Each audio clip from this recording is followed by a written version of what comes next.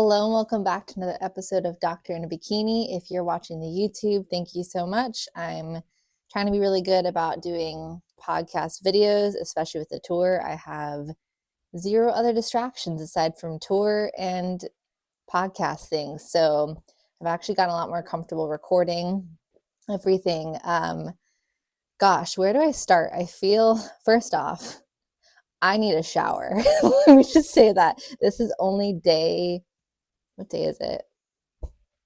I don't even know. It's the 13th. Okay, so it's literally been what? We left on the 2nd. So it hasn't even been 2 weeks yet. So when you listen to this tomorrow, it's literally been 12 days. But I'm going to catch you up. If you've been following me on Instagram and TikTok, if you don't already, follow Doctor in a Bikini. Instagram, you can type in Doctor in a Bikini, but my username is all of the shenanigans. So if you follow along, you will get daily video snippets. And then on YouTube or on your favorite podcasting platforms, those are the only places you'll get the full rundown of everything that happened over the week. So if you're here, welcome. Thank you so much. I appreciate you. This has been such a crazy journey. I have had all of the highs, some of the lows. I don't think I've ever been alone this long. Not that I've been alone, because I mean, obviously I'm treating the dancers, but as far as like friends and family, right, that aren't just like coworkers. So that's definitely been a good life lesson. So I think for those of you who are listening that have worked on the road, you're going to be able to relate a lot of what I'm going to share today, how I've, I guess for lack of better words, coped with it or gotten over the lows. But first, I will go ahead and highlight just what I did today before I squirrel off, because that's what's top of mind. So right now we are in Portland, Maine. Super fun. I haven't been in Maine since I was like 10, and I have family here, so that feels really terrible saying that. But I'm going to shout out a couple small businesses. So Gus and Ruby, that is like the place for my Virgos, my yellow auras, and my spiritual people. They have all of the stationery and the planners and cute little gifts there. I would show you the gifts, but some people watching and listening, the gifts are for. So I can only show you like some stuff, but I guess I'll start with, so for Gus and Ruby, I got myself like a cute little perfume. It's really cute. It's got, it's like, say cute one more time, Shannon. It's got essential oils and like a little fragrance. I wish, here, you're gonna get a little ASMR here if you're not watching. Maine has been really cute though. Kind of reminds me of like a little hipster town. If you're from here and I'm wrong, I'm so sorry. But it was so cute. Down to the coffee place that I went to, it reminded me a lot of Flagstaff. Lots of very cool artsy people, and I don't know, really, really fun today. But I got this perfume called Tiger Moon. I don't think I've ever snatched up something so quick. I'm not a big perfume person. I'm like a put on deodorant and go to the gym person, or maybe I have some peppermint for like calming my patients down to put on me. But if you look up Gus and Ruby, they do online orders, and I loved their store. If I lived here, I would go there very frequently. And then next up is Maine's oldest bookstore. So I actually went to Sherman's today, and I got this 1 line a day notebook that I'm going to start filling out. And again, if you're watching, so it has spots for up to 5 years. And if you're like me, I love remembering my thoughts and I love sentimental things, but I don't love or always make the time for writing a novel a day. Not that I don't like it. In fact, I love notebooks as gifts. I love planners as gifts, and I have the best intentions. But sometimes, especially experiences like this, I don't always have the time or make the time to do more than just like a sentence a day. So really cute if you want to look this up. Again, this is from Sherman's. It's Maine's oldest bookstore. Lastly, let's see. I'll show you Connor's, because I know Connor. I love you, but I know you're not watching. you're my husband, and I know you're not watching.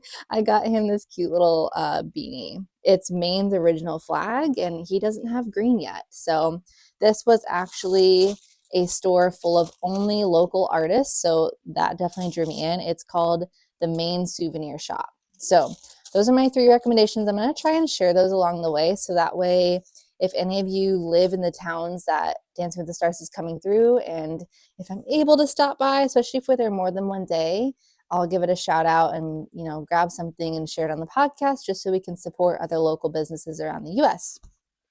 Speaking of, I've also been posting my own stickers all across the US so far, all across. We've literally, again, we're not even 2 weeks in, but I planned for this. So if you have any fun sticker recommendations, places where you think I should put them, if I can make it happen, I will make it happen. But I've been including in my videos where I'm sticking them.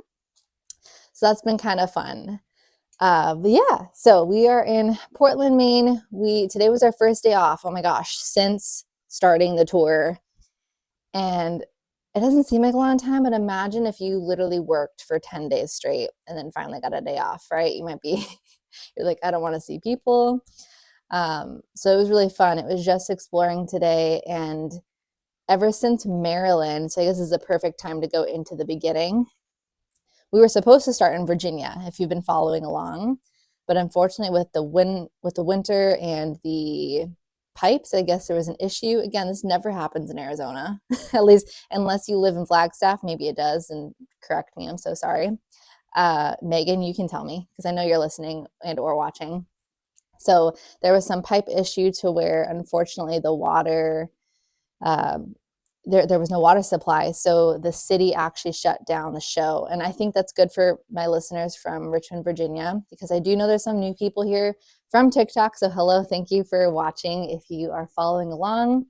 I know a lot of people were so bummed, including us, because we were so stoked to open at that theater. It was amazing. We all created so many memories there.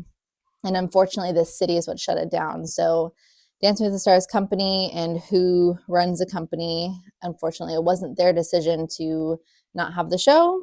And there may or may not be a rescheduling. There's no updates on that, but I do know they're considering it. So our first show ended up being in Baltimore after show day one got pushed to the next day, which then got pushed to a whole other city because of, water. Definitely reminds you very quickly about cherishing things. I will say it was like between the fires in LA, which I hope for those of you that are in LA listening, I hope that your homes are okay. And if they're not, I'm so, so sorry. Obviously, everybody who can, if you can donate or help a friend or family member in need, I think that's also very important to say, because I do know that many, many, many, many, many people are affected by that, including on this tour. So deepest regards, biggest hugs sending your way. That being said, between the fires and the water issue, it was definitely a very real environment at the beginning of that tour. It was very heavy. But we did move on to Maryland. And I think everybody just needed that outlet because, like I said, a lot of people were very much affected back home. And I know they expressed to me they really appreciated just getting to do something when they couldn't do anything from being on the other side of the country. So Baltimore was definitely a really fun show. I've never worked a show until that day, so that was really cool. As far as sharing all my candid emotions, I mean, obviously I was excited for this experience, but if you've been following along or talking to me, I also was really nervous. I mean, and I don't know if I shared this in the last episode. Like I feel so ridiculous because I get that some people get it, but some people don't. And if they don't, then you can just like log off the video.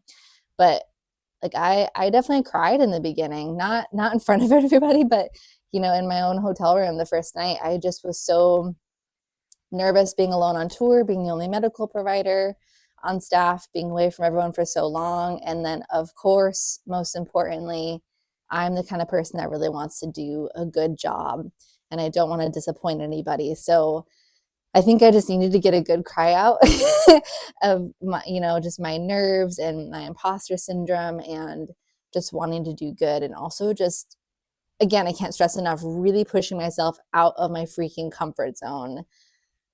It was just so good, but it was like a Band-Aid, the crying Band-Aid that had to be ripped off, if you're a woman,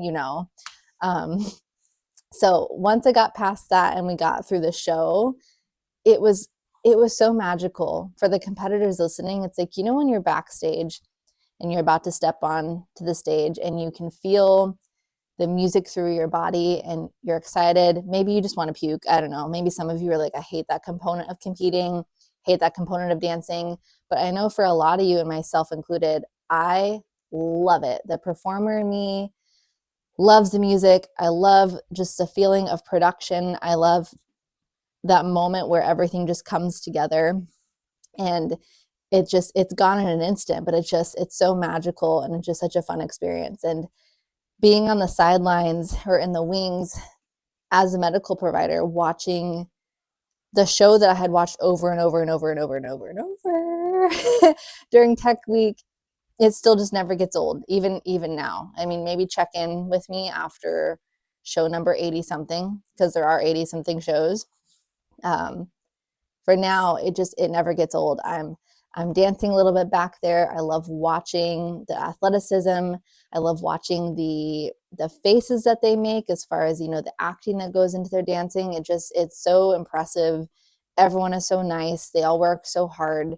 They're all very, very, very respectful to me and of my knowledge and of my expertise. And I just really appreciate them. And I feel so, so lucky to be working around people that treat me that way.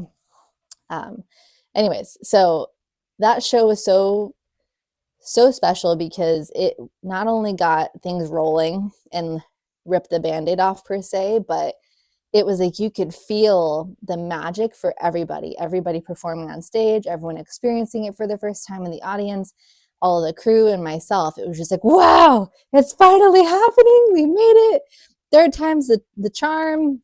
So I appreciated Maryland for that, especially because, like I said, when I first got there at the beginning of Tech Week, I was emotional. But I think it was the night before, because we arrived in Baltimore and the show was the next day. And the night that we arrived in Baltimore, it was my first time eating alone on the road. Like, at home, I have no problem going to a coffee shop by myself. I'll take myself to a movie. Love going to the gym by myself, but that's usually like a choice. And it was my first night where, because it's so new, because everyone has been friends for years, I know just maybe a couple more people, it's their first tour. And to be honest, when you have people you work with, usually you disperse, and either they want their alone time, or maybe, they haven't seen their friends in a while. So that was my first time where, and me sharing this again, I can't emphasize enough, nobody has ever made me feel like I'm not, a part of the team or special or appreciated. But it was my first night feeling lonely, like, oh, I don't have people here. Like, oh, I'm here to work, but I don't necessarily have friends here yet. And that was definitely like, between eating at the bar and having a drink alone, it was the first night that kind of hit me, where I was like, oh man, yeah, I could really go for a friend or something. With the time difference, Connor was still working. A lot of my friends were still at work. Yeah, just, I don't know. So Baltimore was special to me because it was ripping the Band-Aid off. That's the best way to put it. And then it was like everything from there, between getting used to show day and what that looks like timing wise as a PT, and I'll go through that too. And then just learning to appreciate in a different way being alone on the road. That was just a whole new experience. So the next morning before the show, because I was lonely the night before, I said, you know what, here's what we're going to do. Just like, if you've gone to college, you have this transition and you figure out your groove. Or once you graduate, you have this transition, you figure out your groove. Maybe you move to a new town and you kind of have to, like, oh, what do? I don't know people here. So my advice is exactly what I had to do whenever I've gone through those transitions, is just pick one thing for you, just one, and start there. It doesn't have to be big. It doesn't have to be elaborate. And I thought, I'm a simple person. I love coffee. I love a good cup of coffee. And usually I love finding a magnet or a sticker. So that night I walked myself to a souvenir shop, found a couple of different landmarks. Some things were closed, so I went back the next morning and found what I wanted, found a magnet, and just got some recommendations of, hey, where's your favorite cup of coffee and where's your favorite place to go get some breakfast, and went there. And it wasn't as lonely or sad the next day. I was just like, yeah, that's right, I'm taking myself for some pancakes. And I made some, healthier decisions to, that's the other thing. So it's so funny because a lot of you are like, please tell me that you're not on prep. I'm not on prep, but I am still eating mindfully just throughout the year. Doesn't mean that I don't enjoy, listen, okay? Let me be transparent. Where is it? There's, like, I've got a candy bar literally on my bed right now, okay? So, like, don't be fooled when I say, yes, I'm being mindful, but I am not depriving myself of the little fruits of the road, if you will. Especially because, yeah, a lot of food is catered. So that does mean cute little desserts are catered, but also the basic proteins and really healthy carbs are on the road. So while I guess I'm on the sidebar, things I usually eat in a day, like for lunch or dinner, typically consists of things I would eat on prep, like grilled chicken. Maybe there's some sort of seasoned chicken variation. If I'm not going on the bus, I will take up the salmon or cod option, but I'm not looking to make enemies, so I don't take said fish onto the bus. I feel like that's not a rule, but you just never know. Unless you're traveling with a bunch of bodybuilders, I feel like you just don't take fish onto the bus, especially with let alone pros and celebrities. Like they may have a very strict idea of what's allowed on the bus, so being mindful there. But no bus, usually that's the option I'll take. There has been, turkey, there's been like stuffed bell peppers with some protein, there's been steak, all the potato variations, all the rice and quinoa variations. So point being, it has been very easy to make sure the bulk of my day or the skeleton of my day is a good framework. So that way, yeah, when there are the cute little, mini, I feel like if someone's playing like a drinking game or something with how many times I say cute right now, just like maybe, drink your water. That's one thing.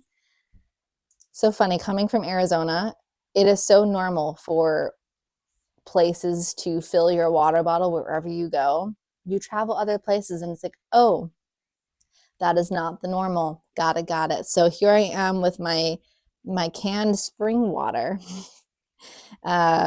Yeah, so I'm definitely a little dehydrated, but do the best I can on most days with step count, hydration, and just focus on the basics, and don't deprive yourself of the little treats that you see along the way, especially if you're traveling. I mean, maybe if this is like your usual job, maybe be a little bit more strict, but this is not my usual job, so I'm being flexible.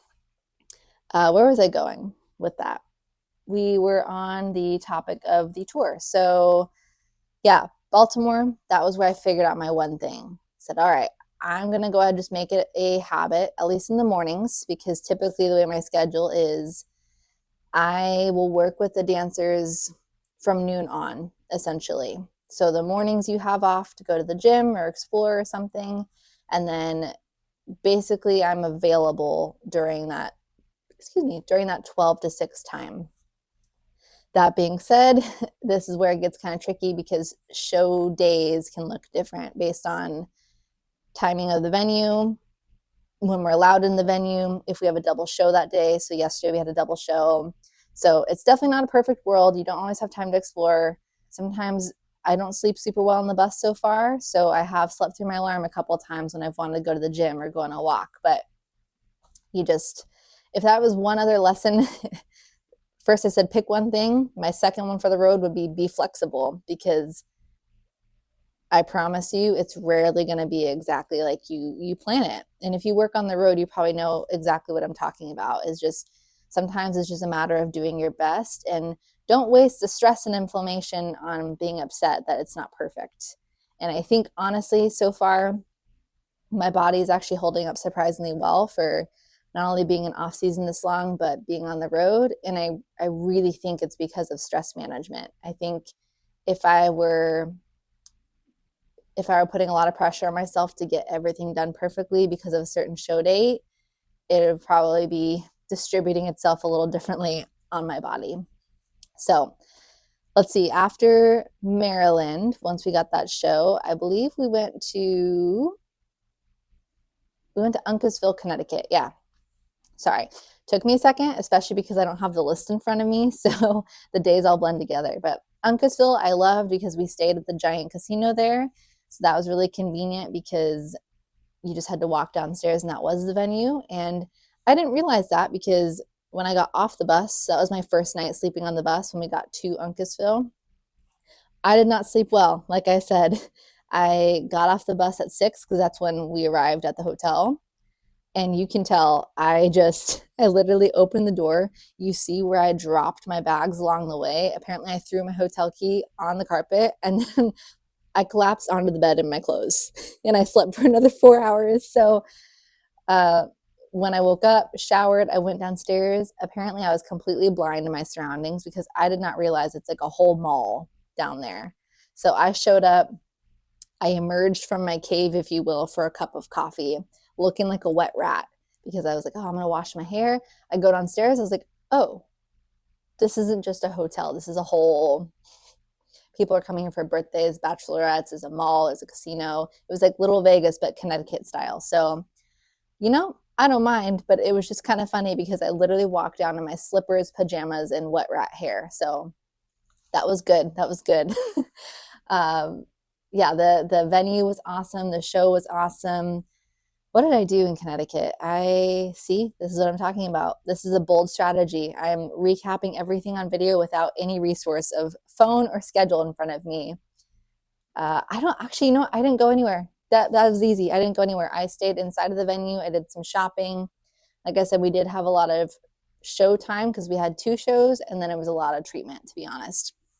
So that's one thing too with setup, I guess. So every time we go to a new venue, I have to unpack all of my PT things. So there is the PT case, and inside of that, it has basics. Like one drawer is my first aid supplies, essentially. So obviously, physical therapists, we don't administer medications, but all of the things first aid wise would be in there. So you think your band-aids, yes, there is Advil, Tylenol in case someone's like, hey, like I ran out, like I need to grab some. Like typically they know it's like in that area because I am the sole medical provider for the tour.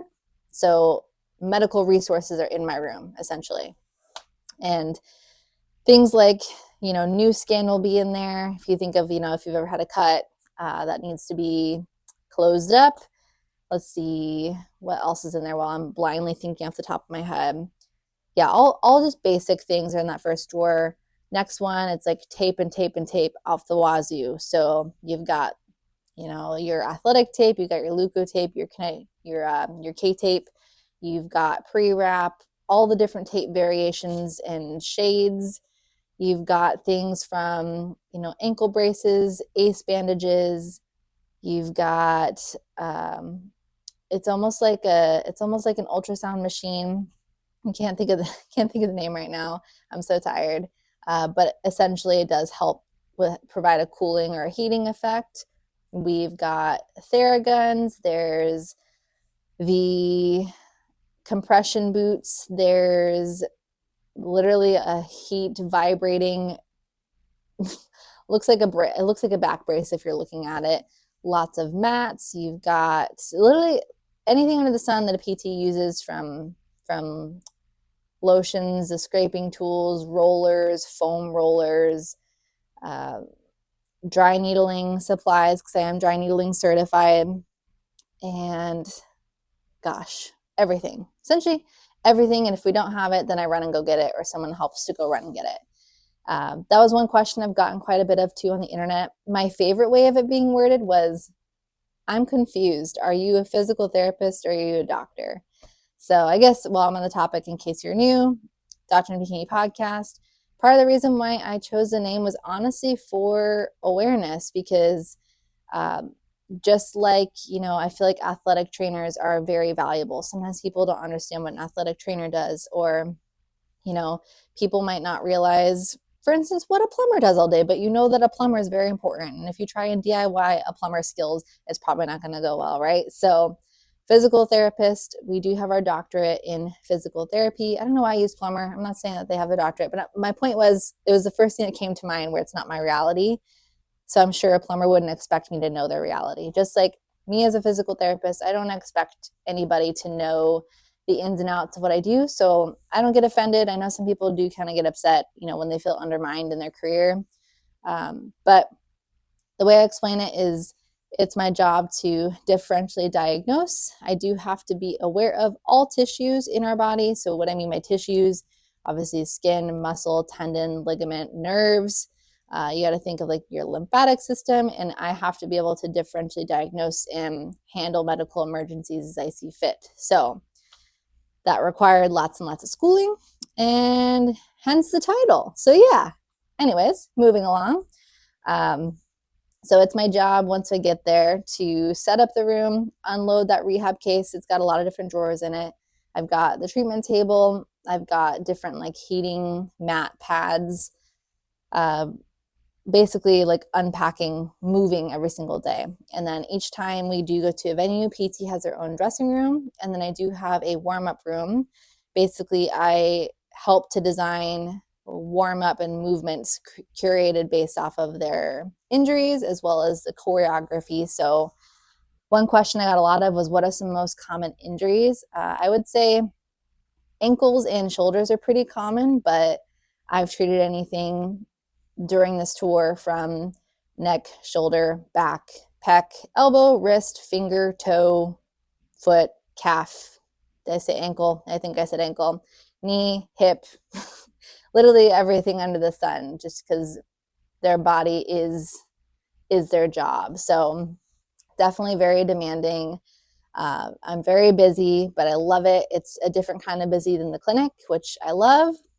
And I was asked by some providers, like, what does that look like formally? So I don't necessarily have the whole eval,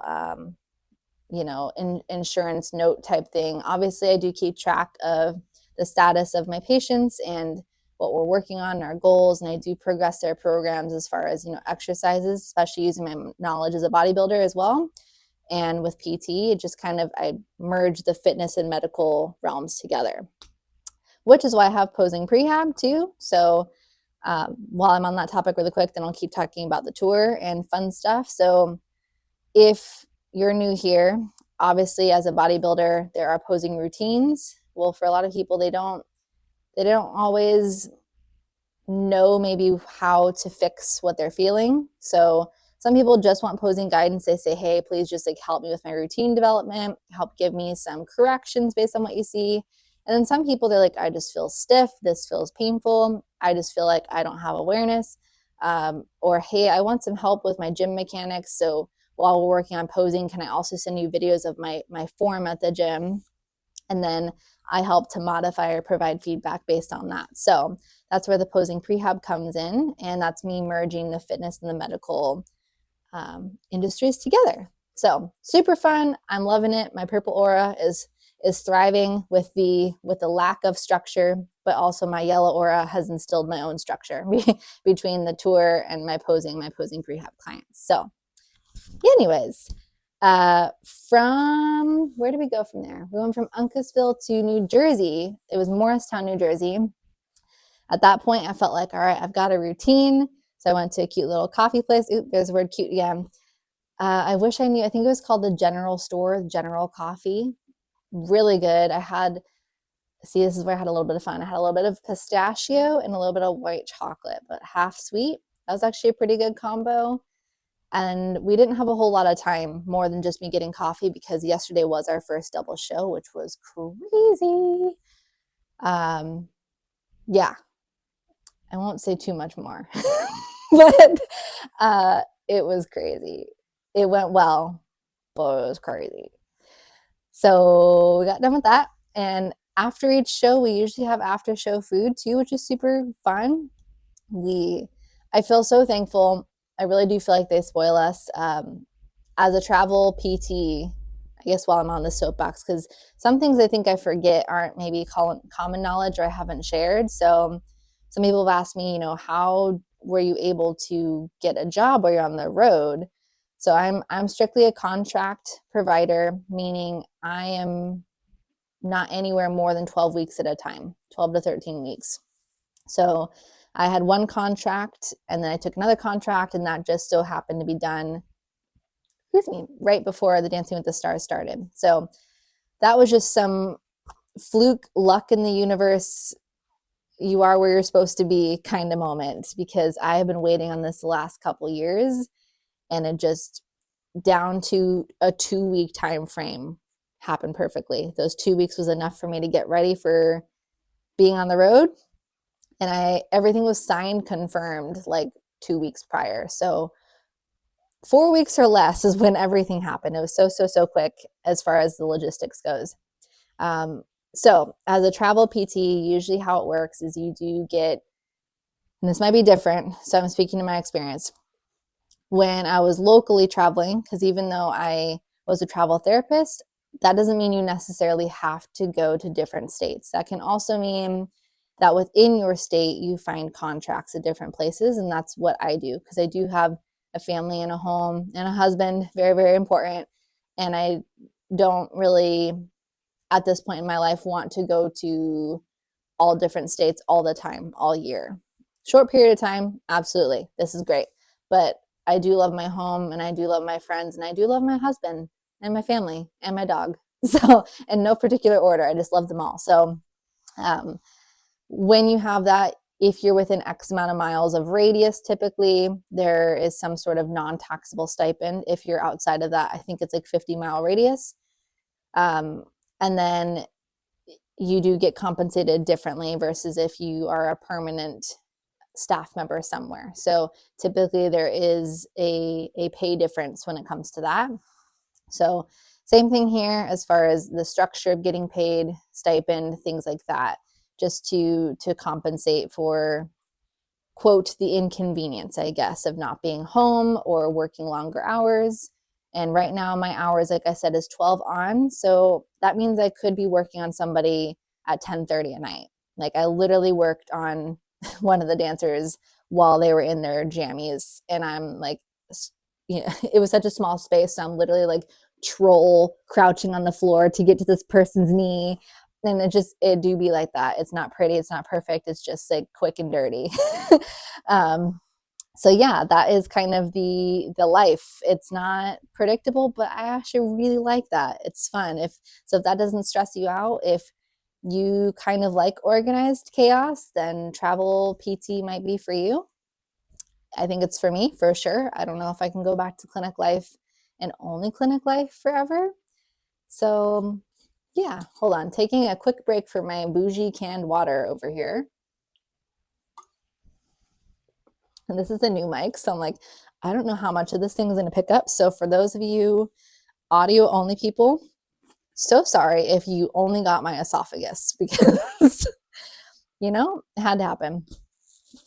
Anyways, so we went from Uncasville, like I said, to Morristown, New Jersey, not a whole lot of time. And then, like I said, we do usually get after show food. So midday, you'll submit your order. And when I mentioned us getting spoiled, the reason why I said is because breakfast, lunch, dinner, and after show food are pretty much all provided. And for what's not provided, your stipend usually covers, because you do have a stipend for the road. So that is pretty sweet for sure. They do help to set up gym memberships, at least where possible, or some sort of partnership. So that way you can have kind of a general idea on the road of where you want to get your workouts in if a hotel doesn't have them. That's another question I got a lot of, is how often are we on the bus versus the hotel? And it kind of depends. If we are somewhere for more than 24 hours, like Uncasville, then we'll stay, at a nearby facility. But if it's like New Jersey, where we were only there for one day and it was very quick, then typically we wake up on the bus and we go back to bed on the bus and drive to the next destination. Versus right now, you notice I'm in a hotel room, not a bus. Can you imagine if this was the bus? In this nice curtained off room. The bus is pretty cool though. It is really spacious, but it's not this spacious. And I could have gone on the bus to give you guys the full effects. So maybe a future episode I will, just so you can see it more in depth. But I try to wait to make sure nobody's around because I don't really want to infringe on anyone's privacy. Even though this is obviously my podcast, I'm sharing with you as much as you can. I want to respect also the privacy of others because that's one thing I don't think people get enough credit for. I was with one of them. Um, I guess I can share who. So I was with Steven in the lobby. He came up to me and he goes, "Oh my gosh, like thank goodness, someone else." Because I was like, I don't know where we're going. This was after a double show. We're all in our gym jams. That's what we call Bowman's pajamas, gym jams. And we're all ready to go home, right? It's midnight and we're about to get on the bus. So it's like, get me out of here, peace. I want my after show food and I'm trying to crash. So comes down, he's like, "Oh, thank God, I didn't know if this was the right place." And I was like, "I don't know either, but I'm glad to see you because that tells me that maybe I'm in the right place." And for like 2 seconds I forgot, because these are my patients, these are my buddies right now. Like usually my patients, like I am buddy with. So I almost kind of forget sometimes that they're not seen as just human beings to some people. And so we're chatting, and all of a sudden, this swarm of women comes up and like, "Oh my God, Steven!" And I told Connor, I was like, I don't know if people give celebrities enough credit because in that moment, like, I got so anxious. The rapid amount of crowding. Like, if you could imagine, if you were in the Titanic, right? You were in the bottom of the Titanic before it sank, but like as it's starting to sink and you see all that water coming in at like a rapid speed and there's like no sign of it stopping. It's just like filling, coming. That was like these people with their phones, whipping them all out, getting in the face, like, Steven, can I get a picture? Can I get a selfie? Can you get one more? Me, please. And the amount of grace this man had, and he was not annoyed in the slightest. He didn't seem overwhelmed. He didn't seem bothered. I was like, I can understand why some people might come off as rude, might come off as tired at midnight. Uh, Maybe they just want to be left alone. They want to be in the Trader Joe's and they just want to find their cookies and like, no one comment on it or ask about it. And I was saying this to some of the other people. I was like, I don't know how you guys do it. Like I was just a bystander having a conversation with a friend and it just escalated and I'm like, so I think just they don't get enough kudos for the grace that's required, the patience that's required, and just like, to put it frank, for not freaking the F out, because the amount of people, and you don't know who's crazy, and they all want to touch you and they all want to just like put this in your face. And I'm like, anyways, I just had to say that because again, these people have been so wonderful and so gracious and they love it. They love the people. They do love, connecting with everyone, and I hear it, but I also know how tired they are. And it's just like, if you were to reflect on a day that you're tired and you don't want people, you likely, if you're listening to this podcast, you likely have the privilege of going home or somewhere, you know, and disconnecting, and not every single person that you see like flagging you down and not having to worry about like wearing certain clothes or having to have security to go to the bathroom. It's just nuts. So I just have to put that out there, the respect I have for these people. And yeah, anyways, thank you for coming to my TED Talk from from a normal person that doesn't deserve to rant about it, but I just feel like they deserve to be appreciated with how wonderful they handle it. Let's see, we went from Morristown, did I say that right? Yeah, to here, right? Yeah. Double show was yesterday, so today was the first day off. And like I said, I kind of recapped Maine already. So we do have a show in Portland on Monday. So if you're listening to this on Monday, we are doing the show day. I'm so sorry for my YouTubers. Like, I just keep like, I don't know what's happening, okay? My body is still acclimating. Things are happening. We're not allowed to go on the bus, okay? So I think things just get confused. Yeah, you can't shower on the bus because the water isn't potable. You have to use a water bottle to, brush your teeth.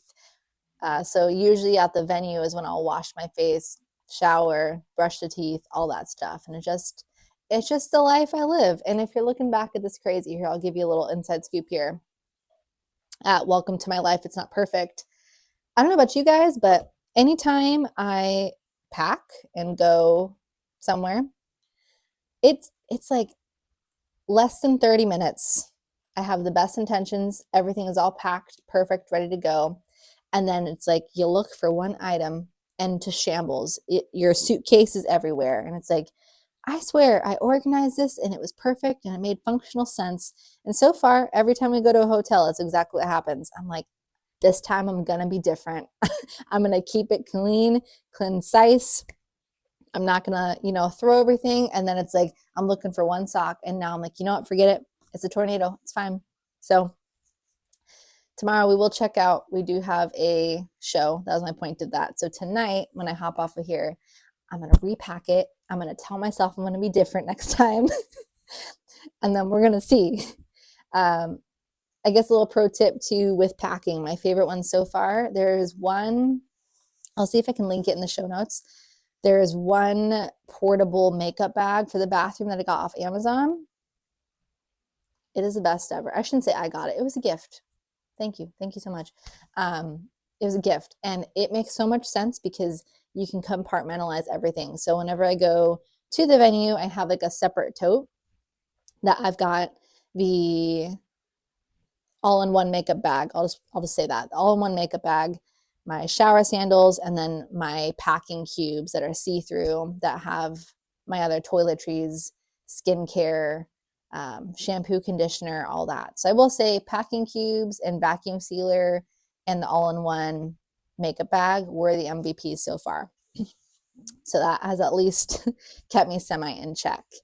Once we go to Portland, I actually don't remember where we go, to be honest. You'll have to follow along on Instagram and my TikTok reviews because I didn't look before I hopped on here. So I'm trying to think, story time, and then I'll log off.